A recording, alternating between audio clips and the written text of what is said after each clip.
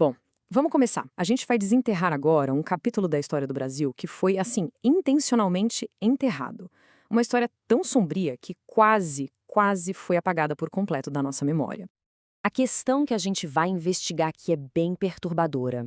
Será que existiu um campo de concentração no Brasil lá na década de 1920? A resposta para essa pergunta nos leva a um lugar chamado Clevelândia, bem no coração da selva amazônica. Para entender como Cleveland se transformou nesse inferno, a gente precisa primeiro dar uma olhada no Brasil daquela época.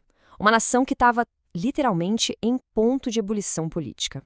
Então, no começo dos anos 20, o governo do presidente Arthur Bernardes já encarava várias rebeliões militares de um movimento que ficou conhecido como tenentismo. A tensão chegou no auge em 1924, com uma revolta gigantesca em São Paulo.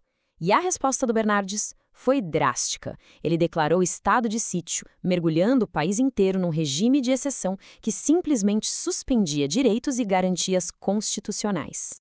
E a resposta do governo foi, assim, imediata e implacável. Foram criadas polícias políticas, como DOPS, para caçar e neutralizar ativistas.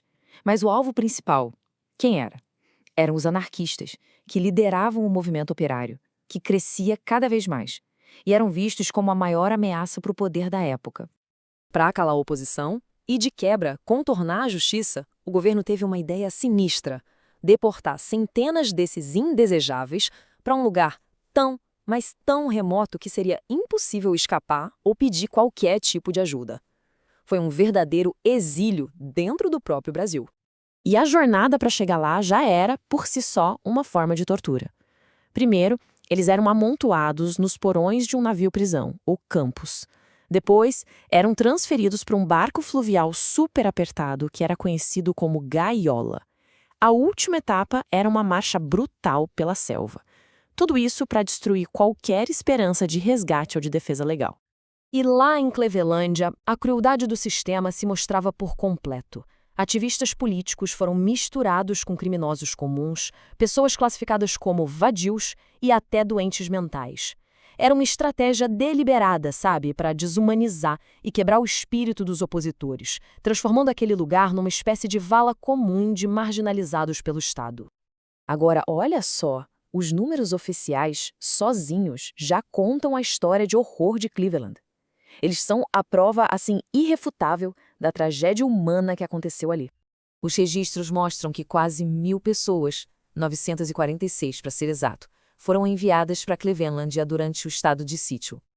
E daquelas quase 1.000 pessoas enviadas para o campo, este é o número das que nunca mais viram a liberdade: 491 pessoas. O resultado disso é simplesmente chocante. Mais da metade dos prisioneiros morreu. Malária, disenteria, fome, condições completamente desumanas. Uma taxa de mortalidade de mais de 50%. Isso não é um acidente, né? Isso é o resultado de um projeto. E essa taxa de mortalidade assustadora obriga a gente a fazer a pergunta fundamental: o que era, de fato, Clevelândia? Oficialmente, o governo chamava o lugar de colônia penal agrícola, mas o que os historiadores revelam é uma verdade muito mais sombria. Era um campo de abandono planejado. Um lugar onde não era preciso ter um pelotão de fuzilamento, porque a própria selva, com as doenças e o isolamento, se tornava o carrasco. E aqui vem a prova definitiva, e da fonte mais improvável que se pode imaginar. Nos próprios arquivos do governo Bernardes, os documentos sobre Clevelândia foram catalogados, indexados sobre um termo que não deixa a menor dúvida: campo de concentração. Apesar de todo o esforço do governo para apagar a Clevelândia da história, a memória sobreviveu. E sobreviveu por causa da coragem e da solidariedade das vítimas. Cartas de sobreviventes revelam uma coisa extraordinária. No meio daquele inferno, os prisioneiros anarquistas criaram uma comunidade de apoio mútuo. Eles estudavam, eles cantavam, eles dividiam o pouco que tinham. Num lugar projetado para destruir a humanidade, eles resistiram através da solidariedade. Hoje não existe mais nada lá. Onde ficava o campo, agora tem uma base do exército. O legado material foi apagado. As únicas testemunhas silenciosas são as covas anônimas num cemitério antigo. E esse esquecimento físico torna o ato de lembrar um dever. A história de Clevelândia é um lembrete muito sombrio de como o poder pode tentar reescrever o passado. E isso deixa a gente com uma pergunta bem incômoda. Quantos outros enfermos verdes ainda estão por aí, enterrados sob o silêncio da história oficial do Brasil, só esperando para serem descobertos?